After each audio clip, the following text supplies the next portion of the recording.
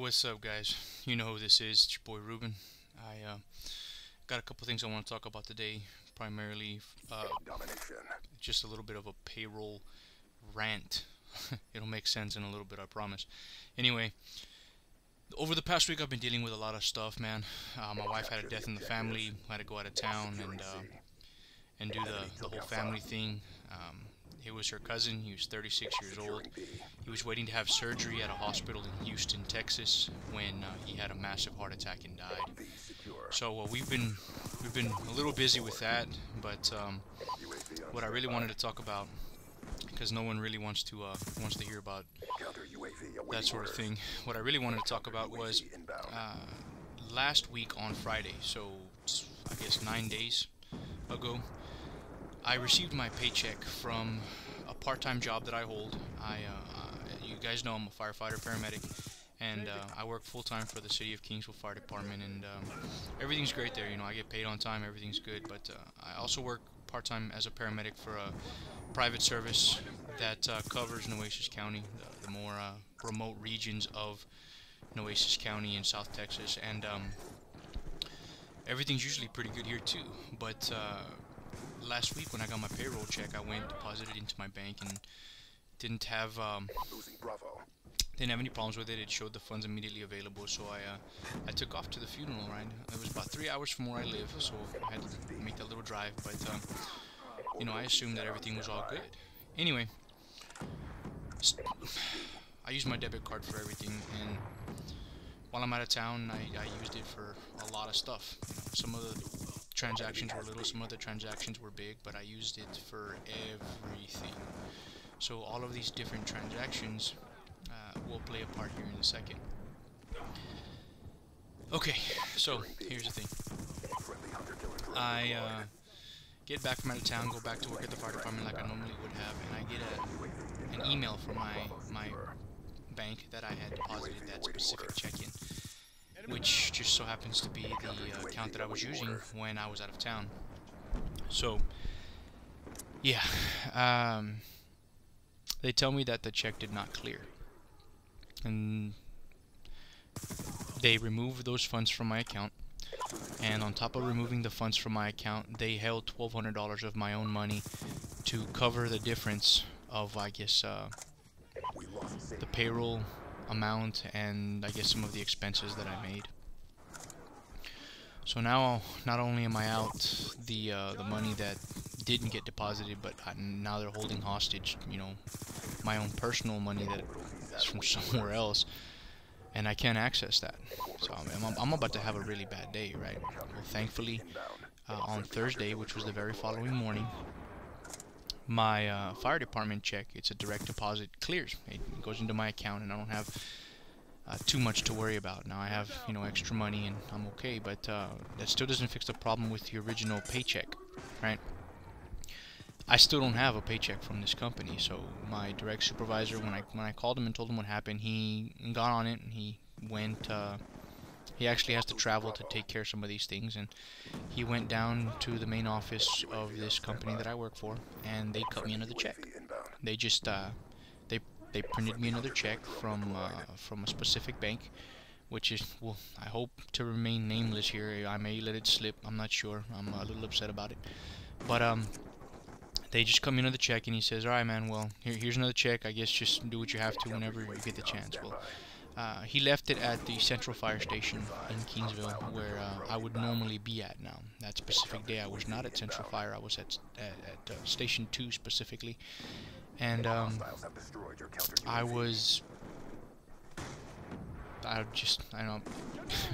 had to go pick up the check the following morning. Now after I picked up the check, I went to go cash it. I wasn't gonna attempt to deposit it into my bank again, because the last thing I need is for a payroll check to bounce twice. I'll lose the ability to deposit those payroll checks, or even cash them at my bank if that happens. So what I did was I went directly to the bank that issued the check. I attempt to cash the check. I'm the first person in the door. It was 9 o'clock in the morning, and there's no one else in this bank. And the lady comes back and says, I'm sorry, we're not able to cash the check at this time. And I'm like, excuse me? You wrote the, you know, they wrote the check. The bank wrote the check. So, they wouldn't cash the check. That at this point, the money's not the problem. It's more of the principle of the thing. But right, so I call my supervisor right there in the middle of the bank, and he tells me that there's nothing he can do about it right now. He'd have to take care of it later. And I says, no, I'm supposed to be at work right now, and and I'm gonna say just like I told him. I was like, I'm gonna go ahead and take the day off, and whenever you fix this, call me. I'll come back to work. So he did. You know, he later on that afternoon, it was 6:30, 7 o'clock in the evening. Mind you, this happened at 9 o'clock in the morning. He gives me a call back and says, hey man, I got your money. Come pick it up. Whatever. So I meet him at the station I would normally be working at, and he's got somebody there covering my shift. So that was all fine. The area was left, you know, with the right amount of coverage. But I don't know where he got the money from. I don't honestly care where he got the money from. But yeah, man. If any of you guys have ever had this happen before, please let me know. Give me a heads up. You know, any suggestions for the future? Maybe I don't have to go through this again. Because not only did it put me in a bind, you know, it kind of screwed with my whole little plan for what I had set up, you know, for the next couple of weeks. And I mean, the funeral kind of did that too. It was little unnecessary expenses that you make when you go out of town, when you're visiting family, when bad things happen, you try to help people out. So yeah. Anyway, that being said. The other thing I wanted to talk about was my boy Homer. I know you guys know him if you've watched my videos. He's the guy who slaps the controller out of my hand whenever I get a nuclear, and he's also the guy that likes to walk in on my videos and randomly speak obscenities into my microphone while I talk to you guys. So yeah, that being said, he almost got scammed.